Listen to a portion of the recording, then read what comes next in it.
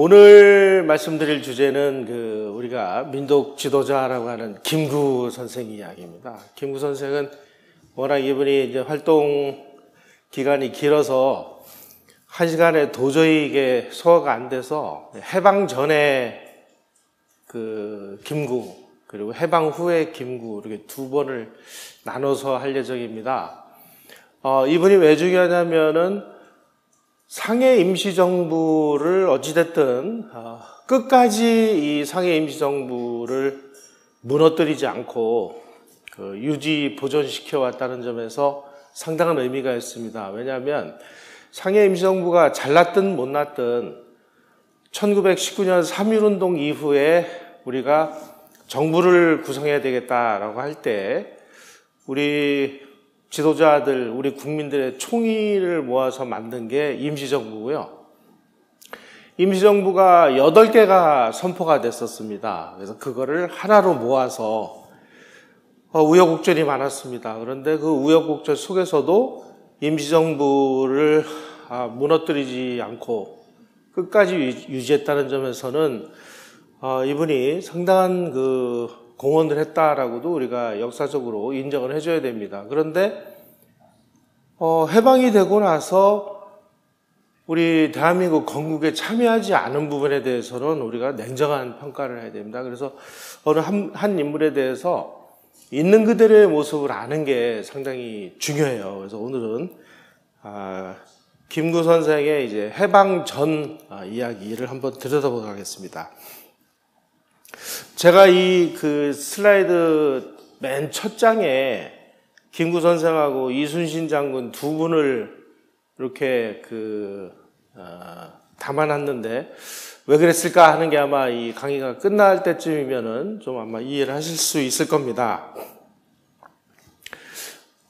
김구 선생은 몰락한 양반 집안에서 태어났다 이렇게 얘기가 되고 있는데 이분은 어찌됐든 본인은 아주 자기가 상놈 집안에서 태어난 것이 아주 골수의 한이다 이렇게 이야기를 할 정도로 본인이 이렇게 좀 그 시대의 이야기로 설명을 하자면 뼈대가 없는 집안에서 태어났다.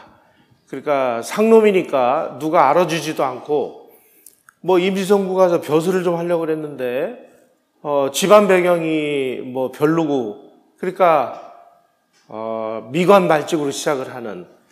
그래서 이분이 나중에는 동학에도 들어가고 이런 일들이 벌어집니다. 이분이 1876년에 황해도 해주에서 태어났는데 그런 면에서 보면은 이 조선 후기에 나중에 임시정부에서도 이 파벌 싸움이 아주 굉장히 극렬하게 이루어지는데 이승만 대통령하고 같은 황해도 출신이고요.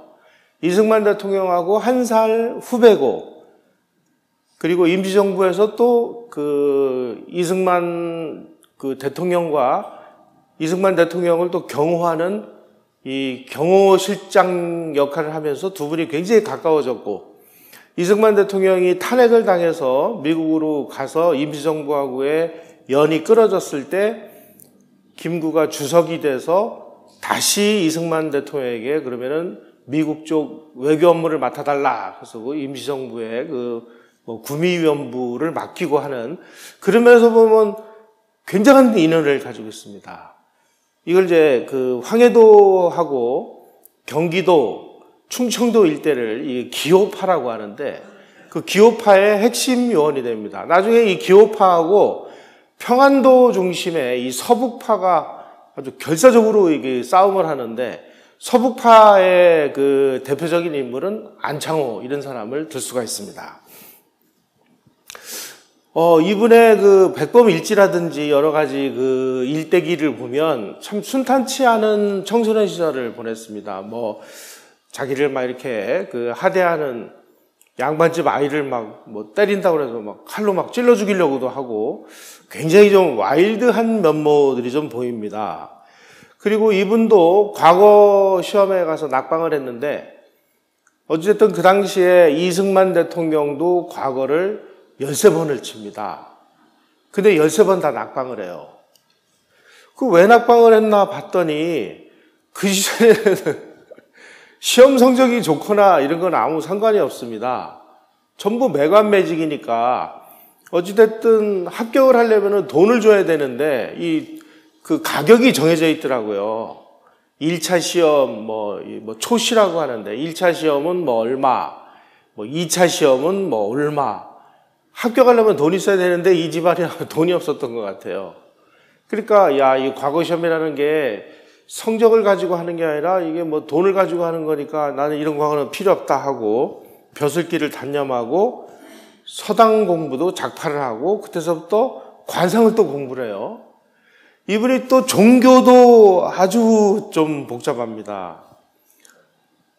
18살 되던 해에 동학에 또 가입을 해요. 그래가지고 동학 접주가 되는데 이 무렵에 그 이름을 원래는 어린 시절 이름이 김창암이었는데 김창수로 개명을 해요.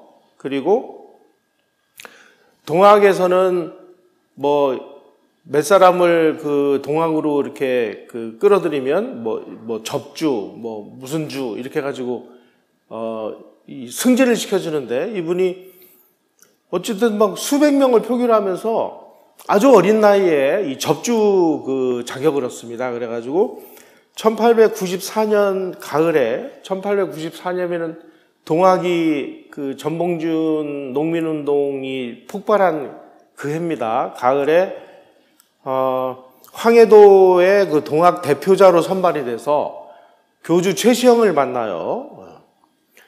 그리고 돌아오는 길에 다시 또 이제 동학을 무리를 모아가지고 막 공격을 하고 그 당시에 동학들 그러면 여러분들 뭐 동학을 어떤 의미로 이해하시고 계신지는 모르겠습니다만은 그 시절에 보면 그냥 남의 집 가서 털고 관가 가서 불질르고 뭐 노략질하고 뭐 이런 기록들이 많이 나오거든요. 뭐 동학이 어떤 뭐 역사적인 무슨 뭐 봉건제도를 무너뜨리는데 어느 정도 영향력을 행사했을지는 몰라도 그냥 겉으로 나타나는 것들은 뭐 거의 밀란이라든지 이런 거하고 구분할 수가 없어요.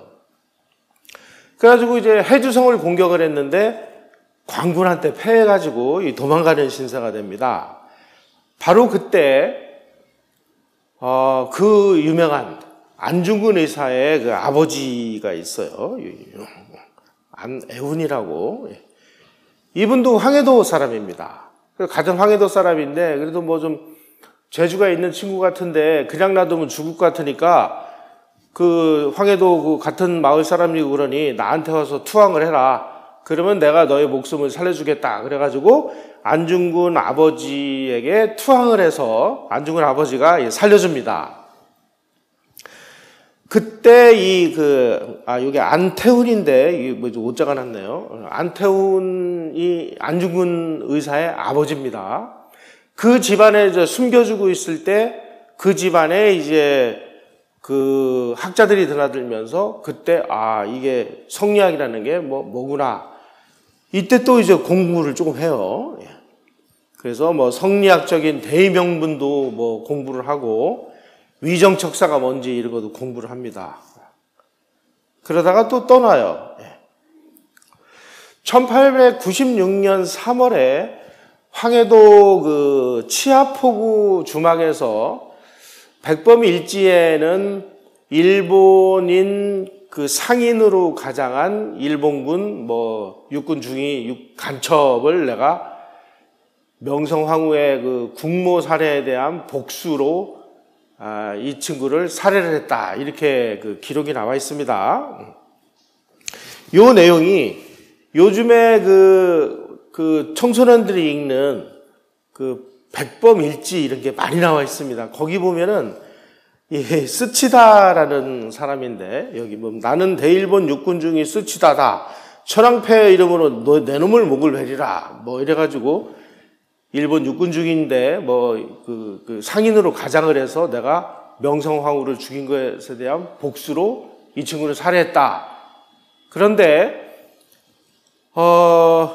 김구가 체포가 돼가지고 그 신문을 받았어요. 그 신문 기록에 의하면은 그런 거하고는 완전히 내용이 다릅니다. 돈을 뺏었습니다. 돈을. 강도 짓을 한 거예요. 그리고 이 사람이 육군 중위가 아니라 대마도의 약장사였습니다. 근데 이제 자기가 그 어린 시절에, 청년 시절에 그런 분기탱천에서 일본 사람들을 죽이고, 이게 일본 육군 죽이다 죽였는데, 알고 죽였는지 모르고 죽였는지, 어쨌든, 김구의 신문 기록에 의하면은, 백범일지에 기록이 되어 있는 거하고는 정반대의 상황이 지금 기록이 되어 있습니다. 그래서 이제 해주 감옥에 수감되어 있다가 인천으로 압송이 됐는데, 그때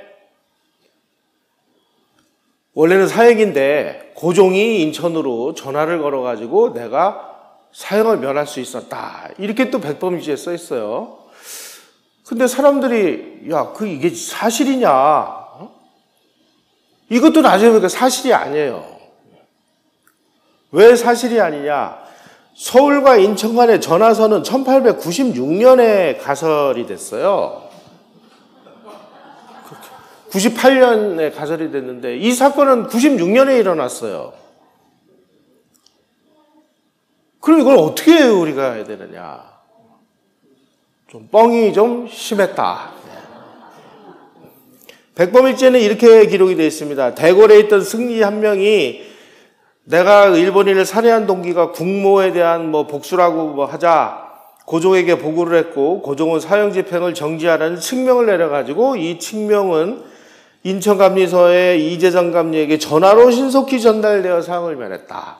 정말 미안한 얘기인데 서울 인천 간 전화선은 그 후 2년 후에 가설이 됐습니다. 그런데 무슨 대장 김창수 이런 영화를 보면은 김구 띄우기에 혈안이 돼 있어요. 우리는 그냥 있는 그대로의 역사적 사실을 알아야 됩니다. 그래야 우리의 판단도 정확하게 할 수가 있는데 이런 식으로 김구가 그 명성황후에 대한 복수를 위해서 일본군 육군 중위를 죽였대. 백범일지만 읽으면 지금 우리 모든 청소년들은 그렇게 알고 있고요. 그런 백범일지를 요즘에는 그런 일을 하는지 모르겠는데 얼마 전까지만 해도 전국에 있는 군 장병들에게 백범기념사 앞에서 백범일지 읽고 독후감 쓰기 운동을 벌였습니다. 그래서 독후감을 잘 쓴 사람들은 일주일간 포상휴가를 보내줬어요. 그러니까 어떤 잔뜩 부풀려져 있는 김구 이야기를 65만 대군이 지금 다 읽은 거예요, 이게. 그런데 일본 정부가 스치다 조스케라는 대마도의 약 상인인데 그 당시 일본 사람들이 조선에 아주 약을 많이 팔았습니다. 조선에 약이 없어가지고 이 스치다 조스케도 이제 약상인인데 이 사람을 김구가 이제 살해를 했으니까 손해배상을 하라 그래가지고 일본 정부가 대한제국 정부에게 끝없이 손해배상을 요구합니다. 국가의 목표가 뭡니까? 우리가 국가를 왜 구성하고 국가에다가 국민들이 왜 세금을 내나요? 나의 생명과 재산을 지켜달라. 그 지켜주는 조건으로 우리가 세금을 내는 겁니다.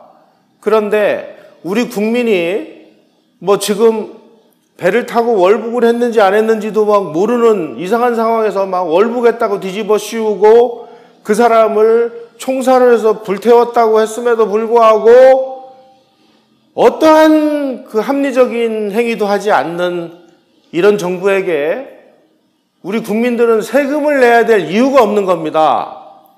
생명과 재산의 보호를 실패한 이런 핫바지 같은 집단에게 우리가 왜 세금을 내야 됩니까?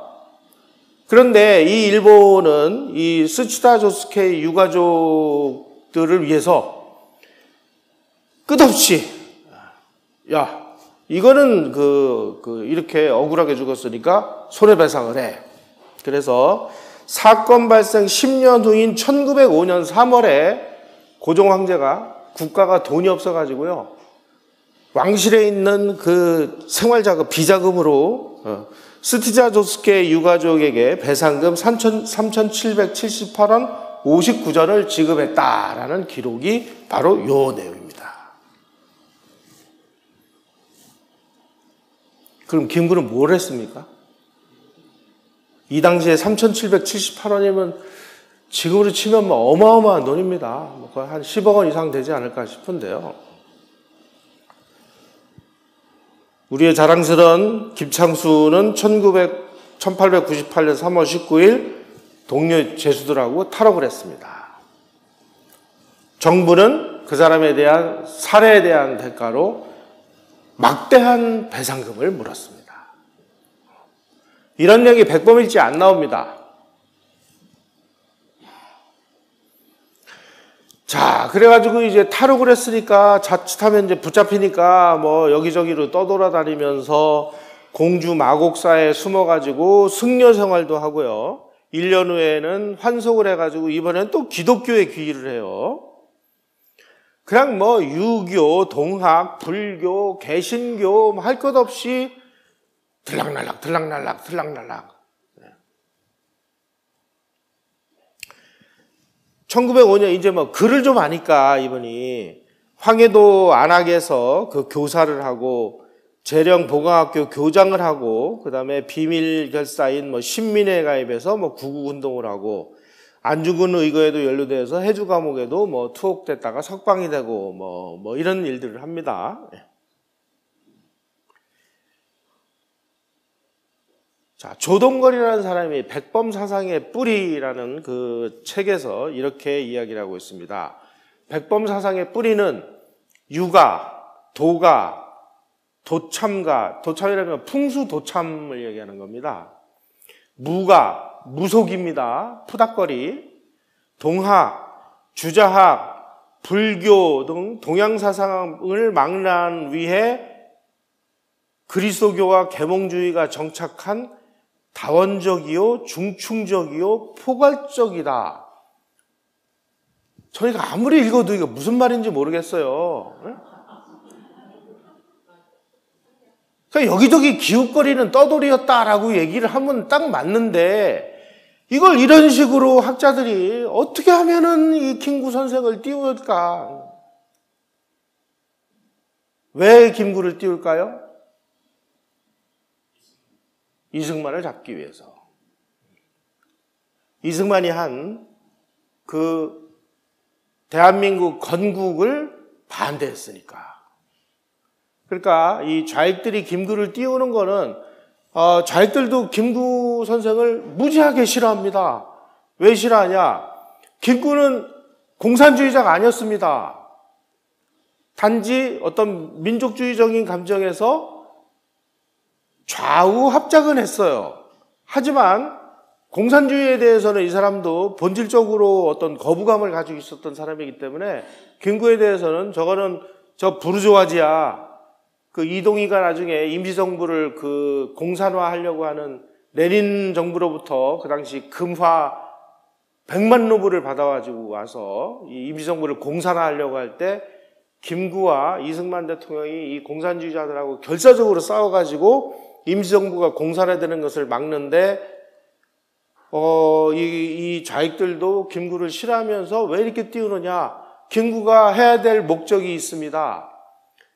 이승만을 시궁창으로 집어넣고 대한민국 건국을 완전히 개똥으로 만드는 데에는 김구처럼 소중한 게 없어요. 이거 개똥도 약에 쓰는 거예요, 이게. 그럼 이승만을 이제 완전히 그 무덤으로 보내는데 성공했잖아요. 그러면 김구도 팽을 시키는 겁니다.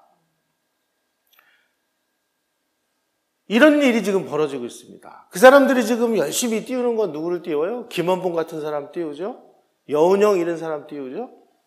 나중에는 이제 박헌영이가 건국훈장을 받는 날이 조만간에 올 겁니다. 왜냐하면 그 부인 주세죽이 건국훈장을 받았거든요. 저는 정말 제가 좀 실수를 한 게 우리 그 국민들의 의식 수준을 너무 높이 봐서 주세주기가 2007년에 건국훈장을 받았거든요. 그래서 이런 정도는 다 알고 계시겠지 그랬는데 아무도 모르고 계시는 거예요. 그래서 이거 큰일 났다 그래가지고 제가 지난번 방송에서 말씀을 드렸는데 2007년에 박헌영의 부인이 박헌영의 부인이 대한민국 건국에 조약돌 하나라도 못한 게 있나요? 건국훈장에 애국장 받았습니다.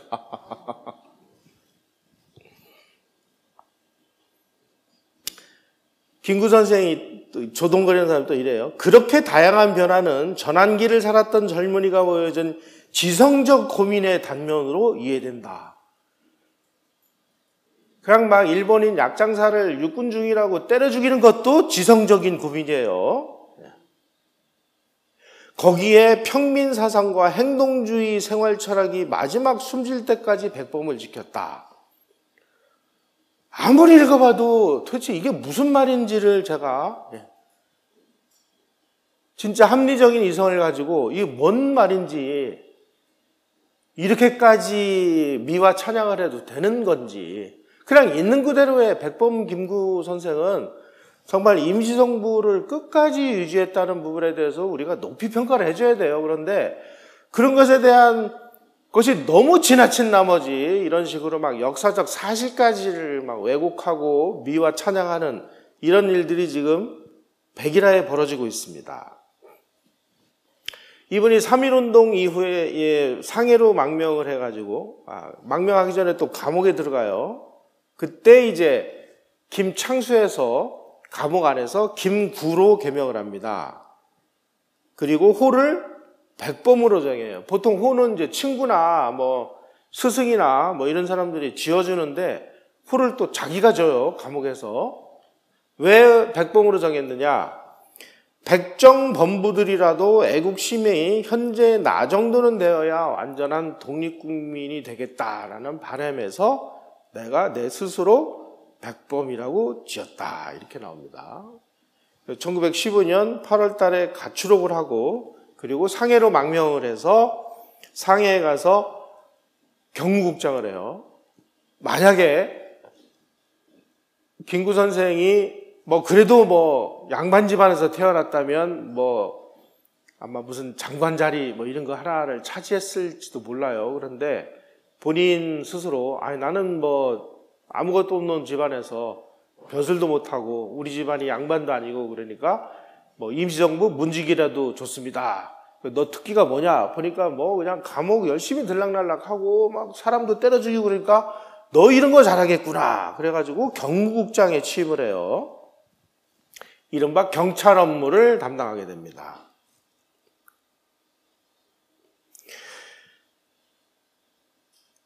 이 무렵에 임시정부의 국무총리가 이동희였는데 대통령은 이승만이었고요. 그러니까 임시정부는 출발하는 순간서부터 좌우 합작이었습니다. 이승만 대통령은 미국에서 누가 뭐라고 해도 자유민주주의의 아주 그 핵심 본질을 알고 있는 사람. 국무총리는 공산주의자 이동희. 좌우 합작으로 출발을 한 거예요. 그러니 여러분 우리가 이 좌우 합작에 대해서 한번 살펴볼 필요가 있습니다. 공산주의의 장점하고 자본주의, 자유민주주의의 장점을 섞어놓으면 아주 멋있는 유토피아가 만들어질 것 같죠? 천만의 말씀입니다. 그건 공산주의를 너무나 이상적으로 보는 거예요. 좌우 합작을 하는 순간 우파 사람들을 이 공산주의는 원래 이게 사악한 그 집단이기 때문에 저는 이걸 악마 집단이라고 얘기를 하는데 우파 쪽에 있는 민족주의자, 반공주의자, 자유민주주의자 이런 사람들을 하나씩 다 적을 합니다. 적폐청산이라고 합니다. 요즘에 많이 들어보셨죠? 무슨 부패 문제로, 여성 스캔들 문제로, 뭐로 해서 다. 아무리 털어도 먼지 안 나는 사람은 교통사고를 가장해서 암살을 하고, 이런 식으로 해서 쫙 제거를 해요. 나중에는 다 공산당들만 남잖아요. 그럼 그때 가서 슬그머니 공산당.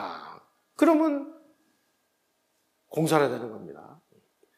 2차 세계대전 이후에 동유럽이 공산화되는 과정이 다 똑같았습니다.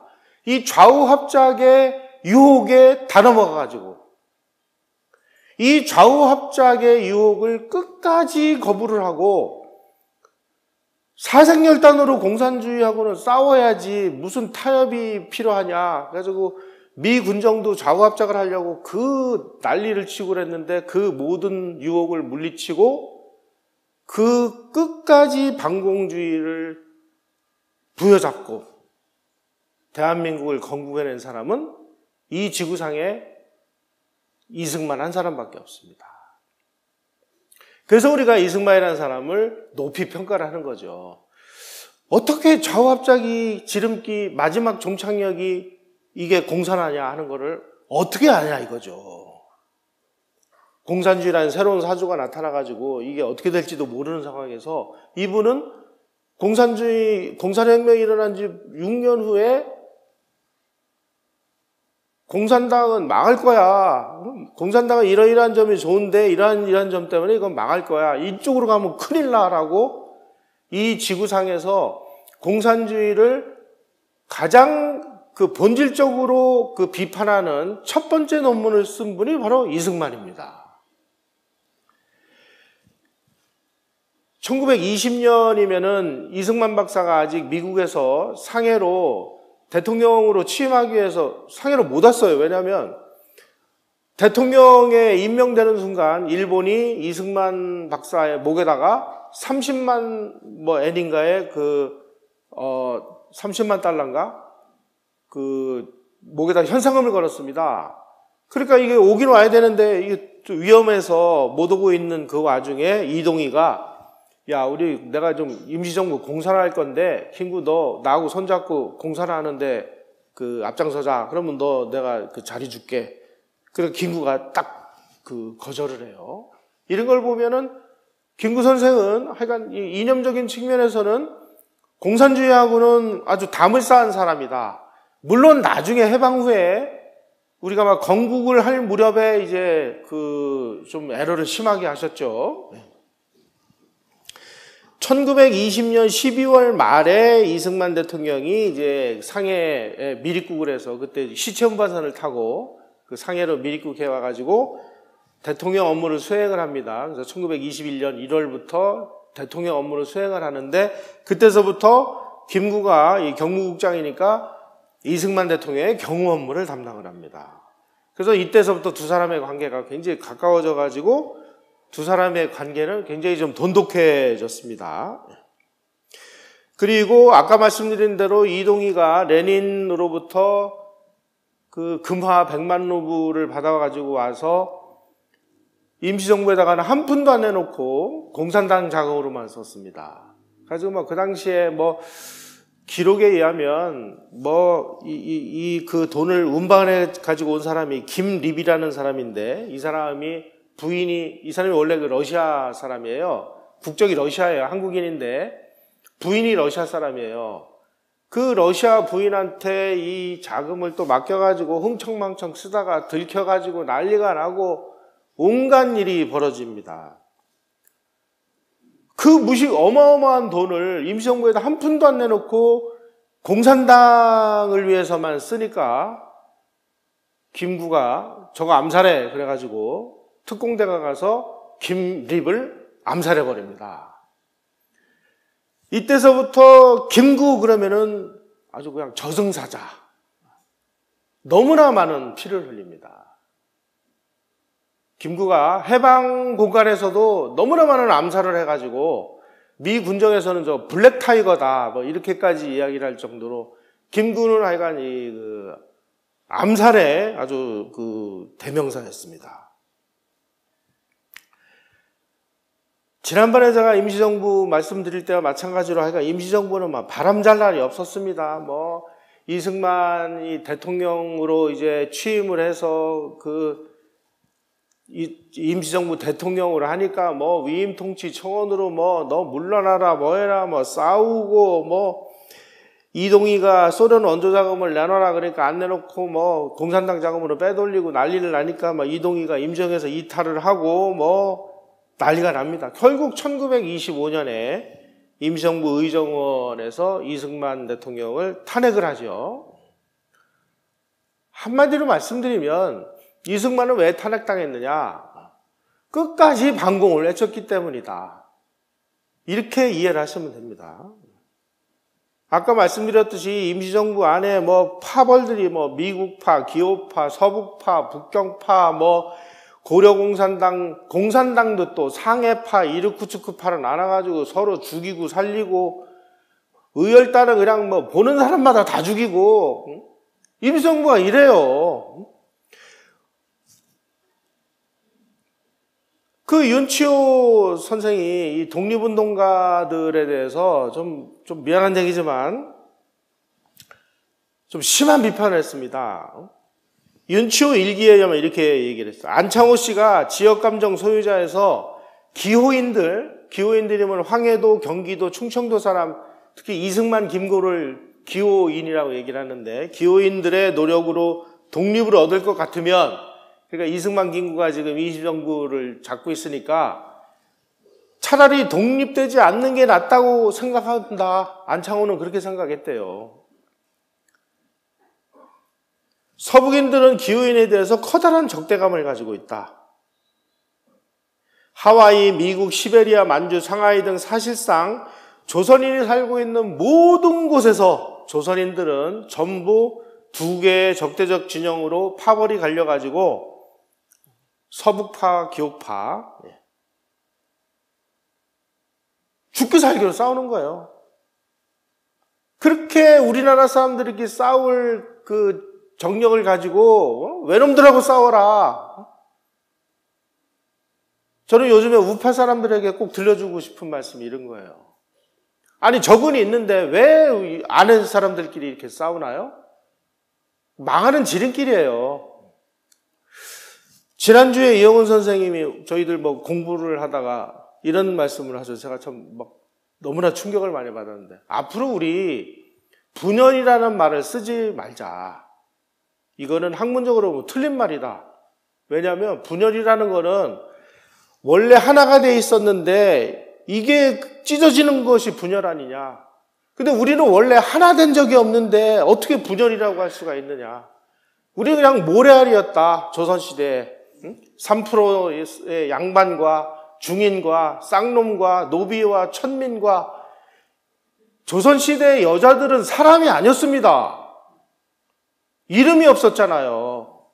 그냥 애 낳는 기계였어요. 그 여자, 노비, 백정, 해가지고 다 찢어져가지고 거기다가 또 조선 정부에서는 이 평안도 사람, 함경도 사람, 이런 사람들은 벼슬을 안 줬습니다. 가끔씩 과거에는 급제를 해요. 근데 과거를 급제하면은 바로 벼슬을 주는 게 아닙니다. 과거에 급제하면은 관직에 임명될 수 있는 자격증을 얻은 거예요. 그 자리가 생기면 다 자기네 파벌이 다 가져가고 저 평안도 사람이라고 그래서 그냥 평생 죽을 때까지 벼슬 자리도 못 얻고 그냥 죽는 사람이 부지기 쓰고 그러니 서북 사람들이 열받아가지고 조선왕조를 한 나라라고 여겼겠습니까? 그게 임시정부까지 이렇게 난리 굿을 벌이는 거예요.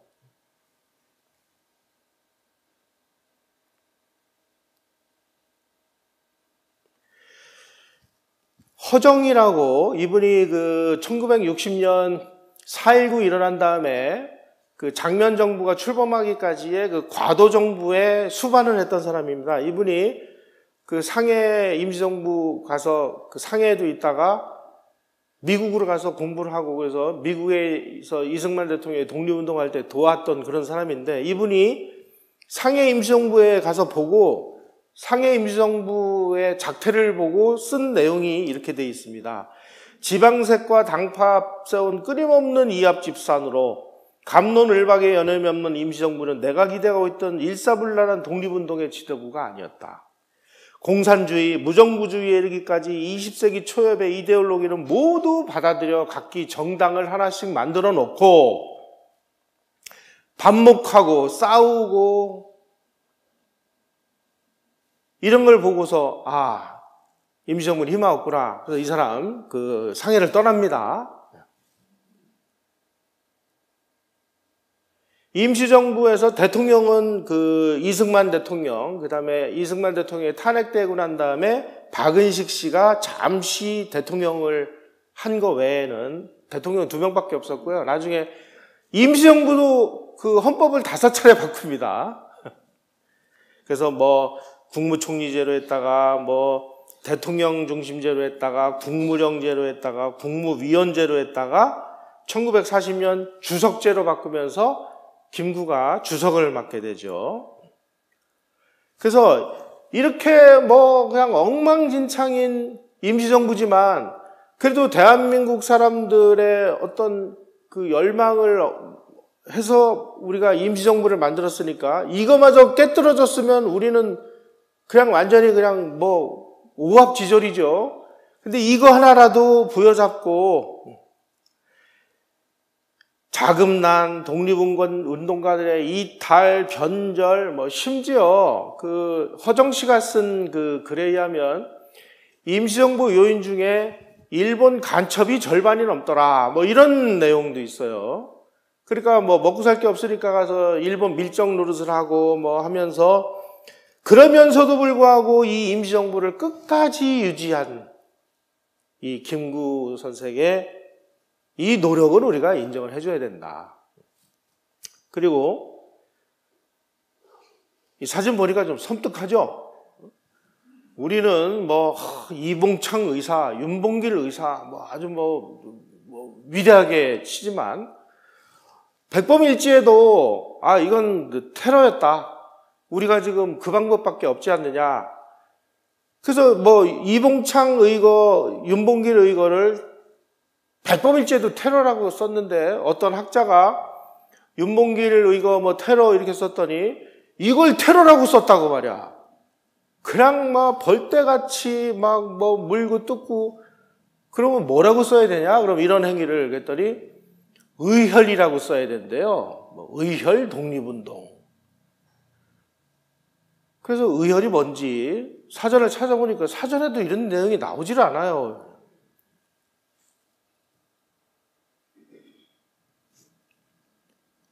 윤봉길 의사가 상해 홍구공원에서 그 폭탄을 던져가지고 일본군 장군도 죽이고 그러는 바람에 대대적인 건거 선풍이 불어가지고 탈출을 합니다. 그 이후부터 중일전쟁이 일어나고 그래서 뭐 임시정부는 그야말로 뭐 항주로 갔다가 남경으로 갔다가 어디로 갔다가 막 유랑 생활을 한 7년 정도 하다가 중경에 정착을 해요. 이 어려운 상황에서도 김구 선생 목에도 당연히 그 현상금이 걸렸죠. 그럼에도 불구하고 임시정부를 끝까지 유지한 이분의 노력은 참 우리가 높이 평가를 해줘야 될 것 같습니다. 그래서 이제 윤봉길 뭐 그 의거라든지 이봉창 의거라든지 이런 걸 막 그 할 때 이승만 대통령은 이렇게 해가지고는 이게 안 된다. 이게 왜 그러냐? 다른 나라 사람들이 볼 때는 우리가 아무리 우리의 독립을 위해서 의로운 투쟁이라고 할지는 몰라도 다른 사람들이 볼 때는 야 이건 아니지 않느냐? 예를 들어가지고 오사마 빈 라덴이 자기네들이 독립운동을 한다고 무고한 그 세계 무역센터 건물을 막 비행기로 들이박아가지고 사람을 죽인다고 해서 뭐가 달라지냐? 독립이 되냐?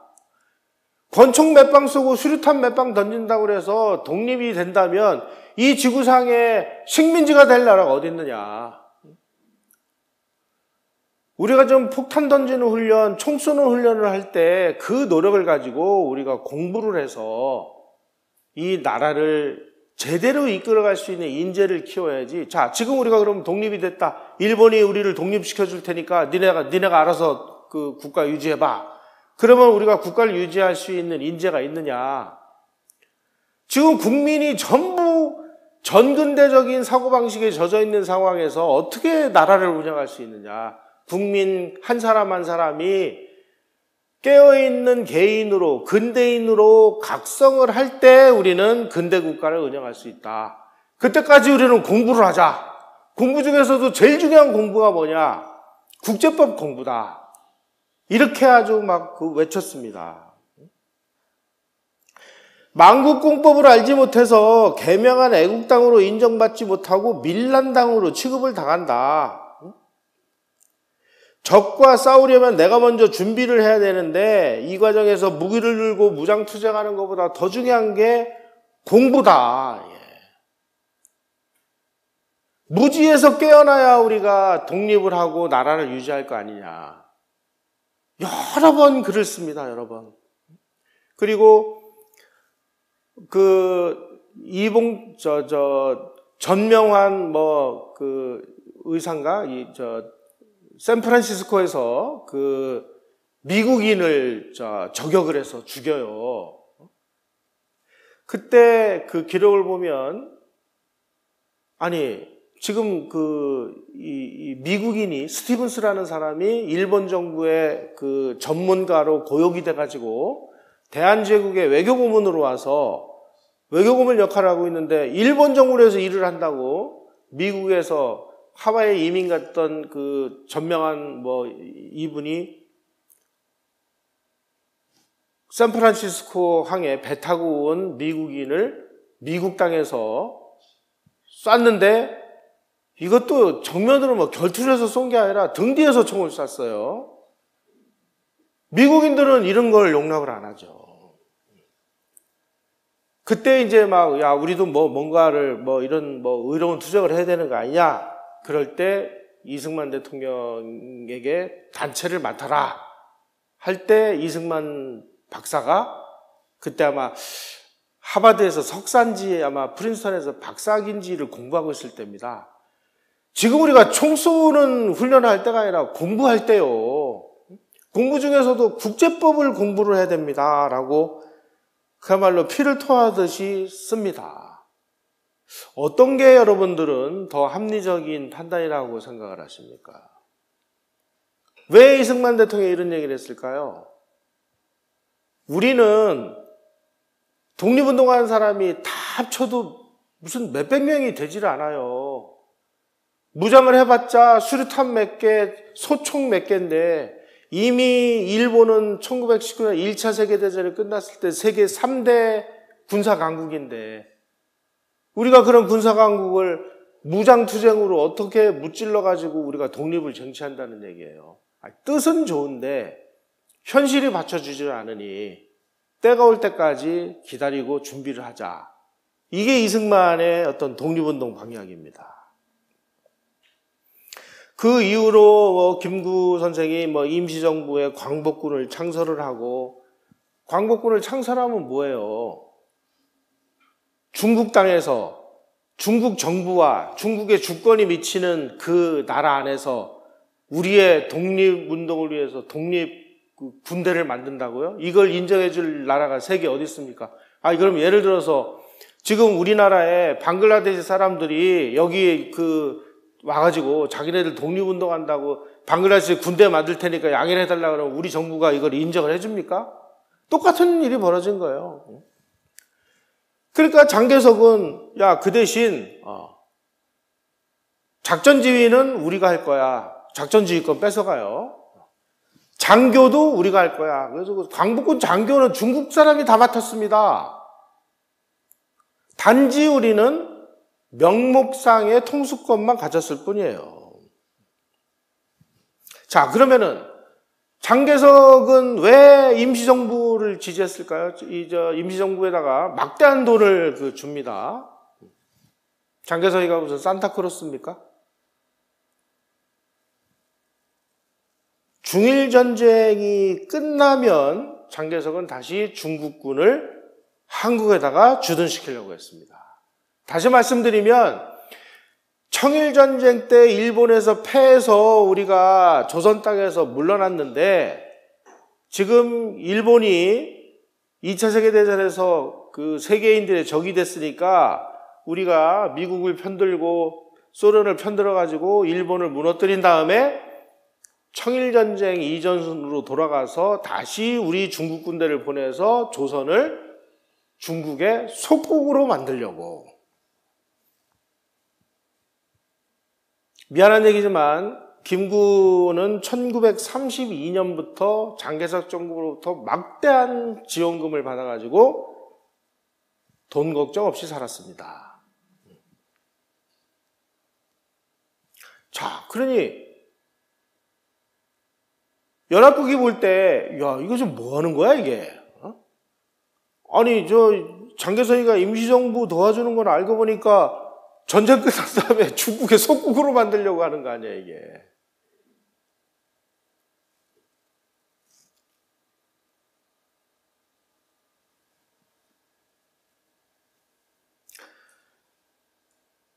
마지막으로 이 광복군 임시정부가 이제 위태위태한 상황에 가다 보니까 좌우합작을 시도합니다. 그래가지고 조선의용대에 있었던 김원봉 세력을 끌어들여가지고 좌우합작을 해요. 그 당시 미국에 있는 이승만 박사가 임시정부의 구미위원부 대표를 맡고 있었는데 김구 선생한테 여러 차례 편지를 씁니다.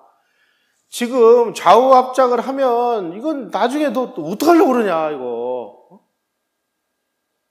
이 공산당의 흉계를 아직도 모르느냐. 하지만 어떻게 하겠어요? 좌우합작을 해가지고 조선의용대 중에서 그 당시 조선의용대에는 장개석 군 그 정부가 돈을 들여서 만드는 겁니다. 조선의용대도 김원봉이가 만들었다고 순전히 뻥치고 공갈치고 그러는데 다 중국 정부가 돈 대주고 중국 정부 산하에 소속시켜가지고 있던 부대인데 여기에 공산 프락치가 침투해가지고 주력 부대를 전부 빼돌려가지고 모택도에가 있는 연안으로 탈출해버렸어요. 그러니까 거기 남아있는 찌끄러기들하고 광복군하고 합쳐라. 그래가지고 지시에 의해서 합쳤습니다. 이놈의 공산주의자 김원봉이가 임시정부에 들어와가지고 김구라는 이 주석의 지시를 따르지를 않는 거예요. 끝없이 항명을 하고 더군다나 이 김원봉을 또 광복군 부사령관에 임명을 했는데 광복군 지휘관의 지휘 통솔도 안 따라요. 지 멋대로 하는 거예요. 지 멋대로. 그래서 또 김구와 김원봉의 관계가 아주 돌이킬 수 없는 그 상황이 되고 그리고 임시정부가 일본에다가 선전포고를 하는데 그 이후에 김원봉은 계속 독자적으로 행동을 합니다. 우리가 이런 거를 보면은 이 공산주의자들이라는 게 도대체 뭐 하는 사람들이구나. 이런 성격을 가지고 있는 사람들이구나 하는 건 어느 정도 우리도 아는데 김구 선생이라고 몰랐을까요?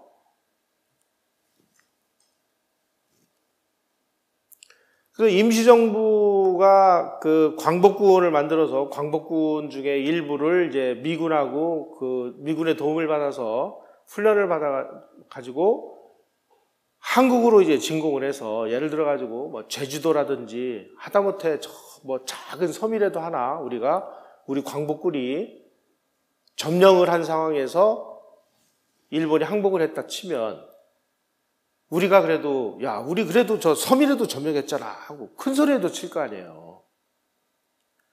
단 한 번도 훈련만 했지 실제 작전을 못했습니다. 왜 못했느냐? 바로 이 김원봉 같은 이 공산주의자들이 끝없이 반대를 하고 뒷다리를 늘어잡고 이 짓을 해서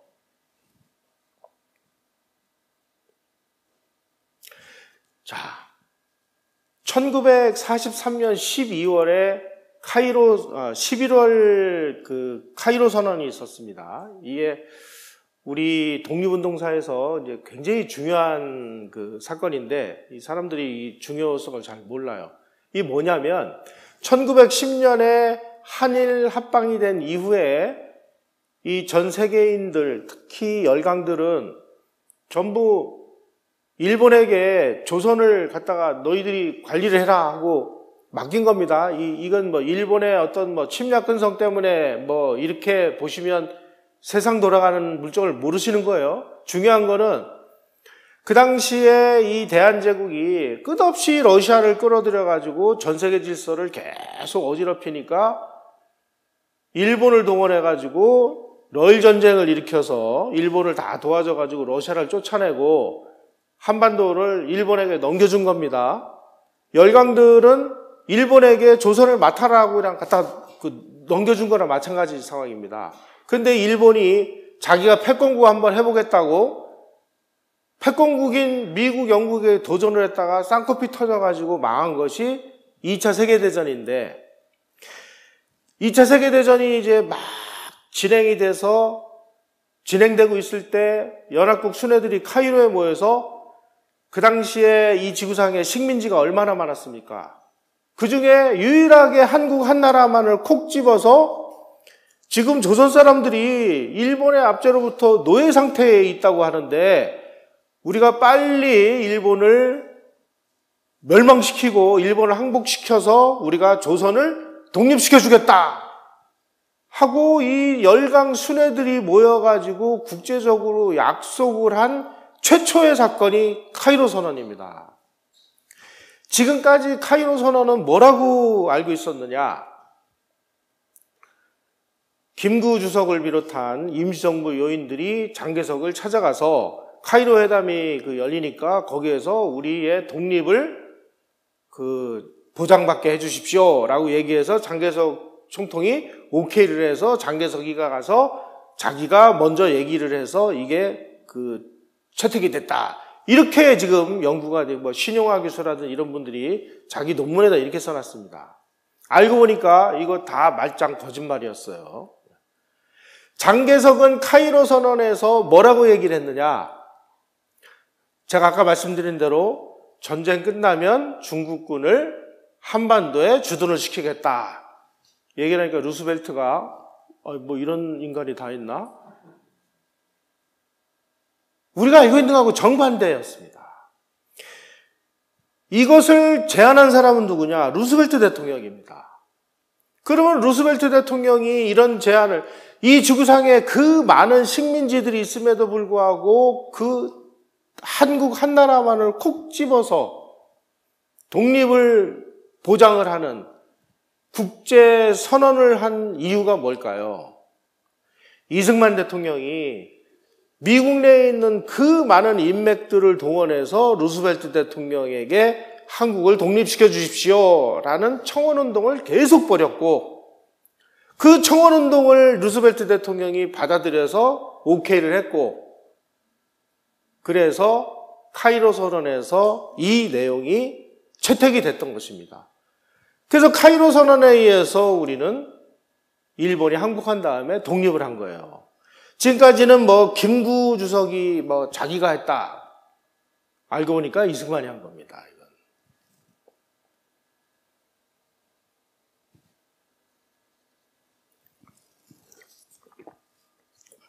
바로 요 해리스 목사라는 분, 미국 상원의 원목인 해리스 목사가 한미협회, 기독교인 친환회 이런 걸 만들어가지고 거기에 이 해리스 목사라는 분이 한미협회 기독교인 친환회의 멤버였습니다. 이분이 상원 원목이면은 미국 상원의원들의 종교적인, 정치적인 지도자입니다.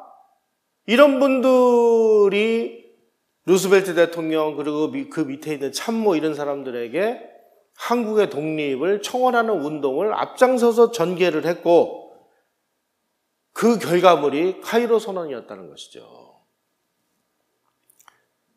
또 여기 이런 에비슨 선교사 이분은 배제학당에 다니던 이승만 대통령의 상투를 잘라준 사람이 바로 이분입니다. 이분이 나중에 미국으로 은퇴를 해서 돌아가가지고 기독교인 친환회를 조직을 해서 기독교인 중에서 한국을 도와야 된다라고 그런 조직을 만들어서 활동을 한 사람이고요. 그 다음에 폴 더글라스 아메리칸대 총장. 다 이승만 대통령을 후원하고 지지하고 한국의 독립을 위해서 애써주신 분들입니다. 그래서 나중에 이승만 대통령이 대통령에 취임한 후에 건국훈장을 받은 사람들을 보면 거의 다 이 외국인들입니다. 헐버트 박사, 에비슨 선교사 이런 사람들입니다. 어떻게 됐는게 김대중, 노무현, 문재인 대통령 시절에 건국훈장 받은 사람들은 주세죽, 이동희 이런 공산주의자들이 다 받아요.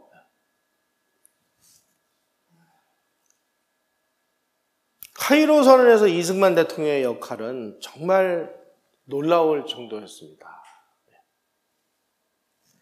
바로 이승만 대통령과 아까 말씀드린 해리스 목사라든지 이런 사람들이 누구를 만나서 로비를 했느냐? 바로 해리 홉킨스라는 사람이 루스벨트 대통령의 특별 보좌관이었습니다. 바로 이 사람이 카이로 선언의 초안을 작성한 사람입니다. 이 사람이 바로 한미협회 기독교인 신안의 사람들이 집중적으로 편지를 보내고 설득을 해서 한국 독립 오케이. 그래서 카이로 선언이라는 것이 나온 것이죠. 이승만 대통령하고 미국 친구들의 이런 적극적인 역할이 있었기에 우리의 독립이 가능했다. 아까 말씀드린 이 임시정부의 이 김구와 김원봉은 이제 일본이 항복을 해서 우리가 해방이 됐습니다. 그래서 임시정부가 한국으로 와야 되잖아요. 한국으로 오는 과정에서 또 박터지게 싸웁니다. 김원봉을 비롯한 공산주의자들은 지금까지 임정이 한 게 뭐 있냐? 그러니까 너희들 임정 다 총사직에 국내외 단체와 민중기초위에 임시정부를 다시 세워야 돼. 너희들은 다 부르주아지들 아냐? 이제 새로운 세상이 왔으니까 너희들 다 임정 총사직하고 해체하자. 이렇게 주장을 했고, 김구 선생은 무슨 소리냐? 임정을 해체하면 우리가 지금까지 독립운동을 해온 실체가 없어지는 건데, 실체가 없어진 다음에 그럼 우리가 무슨 모래알이냐 뭐냐 해가지고 또 들어오는 과정에서 미친 듯이 싸웁니다. 그걸 미 군정이 이제 다 지켜보고 있는 거예요. 미국 정부하고 미 군정은 끝까지 임시정부를 인정하지 않고 개인 자격으로 환국을 시켰습니다. 지금까지 이런 부분에 대해서 미국과 미 군정이 왜 우리 임시정부를 인정을 안 하고 개인 자격으로 귀국시켰을까? 미국 정말 나쁜 놈들 이런 식으로 엄청나게 미국을 비난을 해요. 알고 보니까 미국 정부는 임시정부를 의심했습니다. 왜? 임시정부가 누구 돈으로 움직였습니까? 장개석 돈으로 움직였잖아요.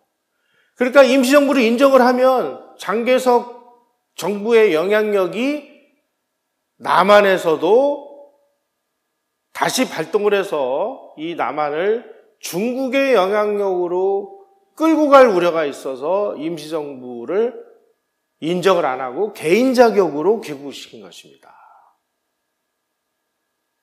결국은 임시정부를 도와줘가지고 김구 선생은 임시정부를 운영하는 데 있어서 1932년부터는 돈 걱정 안 하고 살았다 이런 내용들이 그 백범일지에 나오는데, 결국 그 자금을 지원받고 광복군을 유지 운영시켜주는 비용 대줘, 무기 대줘, 심지어 옷까지 다 대줘. 하지만 작전지휘권과 전투 행위를 할 수 있는 권한은 다 가져갔죠. 그럼 뭐예요, 이 광복군은? 장개석 군의 하수인밖에 안 된 거예요. 그래서 미 군정이 임시정부를 인정을 안 하고 개인 자격으로 환국을 시킨 것입니다.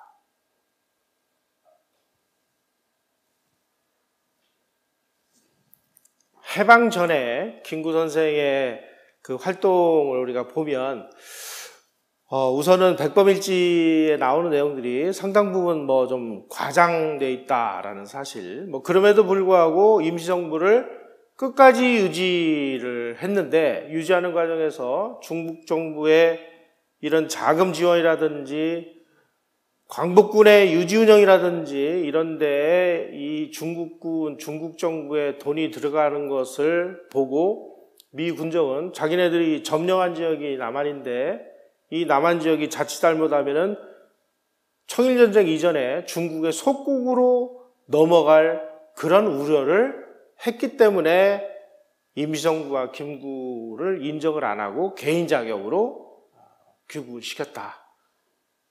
이것이 핵심입니다. 다음 시간에는 해방 후의 김구의 행적에 대해서 또 소개를 해드리도록 하겠습니다. 감사합니다.